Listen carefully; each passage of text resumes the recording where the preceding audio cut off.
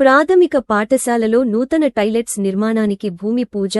మాదాపూర్ గ్రామంలోని ప్రాథమిక పాఠశాలలో మౌలిక వసతుల కల్పనలో భాగంగా నూతన టాయిలెట్స్ నిర్మాణానికి భూమిపూజ చేసిన గ్రామ సర్పంచ్ మాధరి శ్రీనివాస్.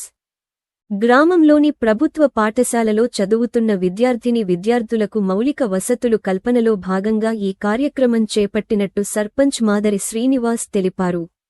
ఈ కార్యక్రమంలో ఉప సర్పంచ్ కళ్లెం అనిత, స్కూల్ చైర్మన్ నూనె అంజలి, ప్రధానోపాధ్యాయుడు సత్యనారాయణ, వార్డు సభ్యులు మాడుగుల కరుణాకర్ రెడ్డి, గోవిందు సంతు, భూపెళ్లి రమేష్, సంపతి మల్లీశ్వరి.